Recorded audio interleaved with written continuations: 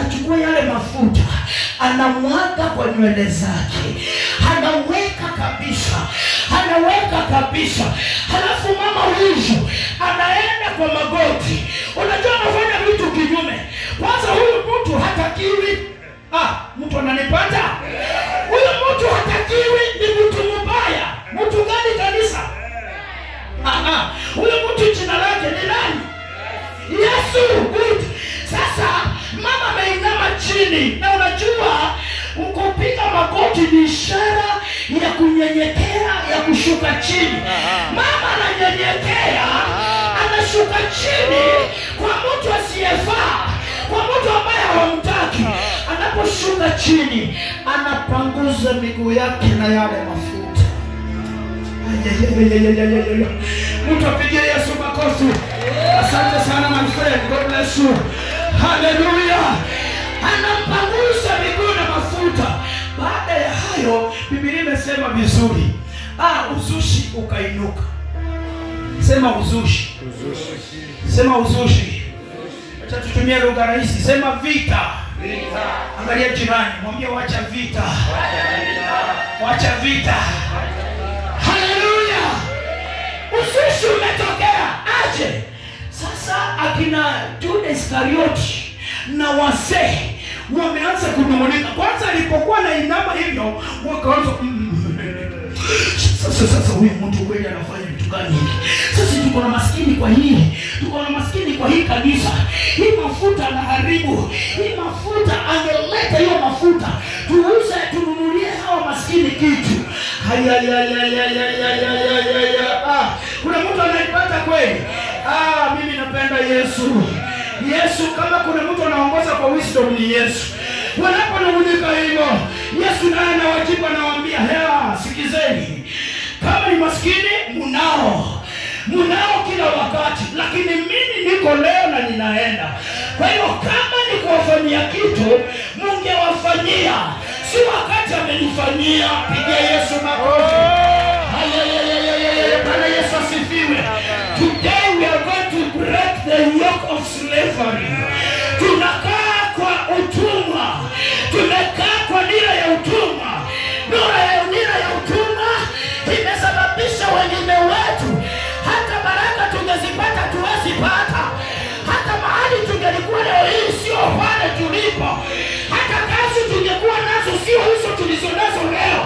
Ni kwa sababu ile nira imetufunga. Ile nira imetuzuia. Ile nira inatukataza ya kwamba tuwezi tukaenda. Ninaona kina Yuda Iskarioti walikuwa wameleta limitation. Wamefunga watoto wa Mungu na kwamba hawawezi wakafanya maneno. Lakini ninashukuru Mwenyezi Mungu aliyezungumzia ndani ya mama Mary. Mama akaangalia akasema ya kwamba sitaki kujua. Hata kama nilikuwa kahaba, sitaki kujua. Ninachokijua leo, ninatafuta baraka. Hata kama watasema kahaba amempangusha miguu yake, wacha waseme tu, lakini mimi nitafute baraka. Huyu ni mama ambaye ninamuona ako zaidi ya nira. Anaenda zaidi ya nira. Nira ya utumwa. Nira ya wazao wa Kiyahudi. Ya kwamba hafai kufanya hivyo. Haleluya. Kanisa haleluya. Kanisa haleluya. Akainuka.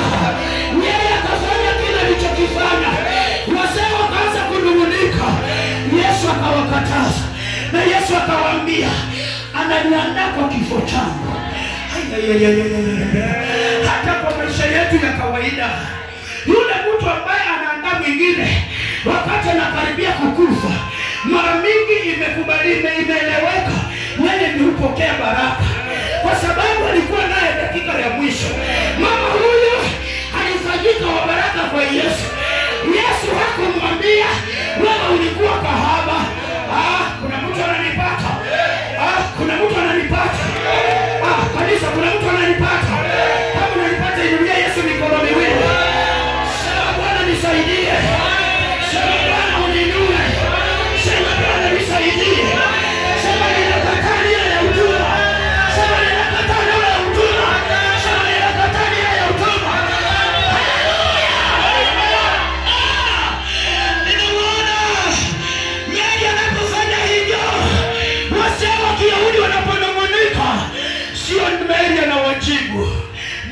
Yesu anawajibu.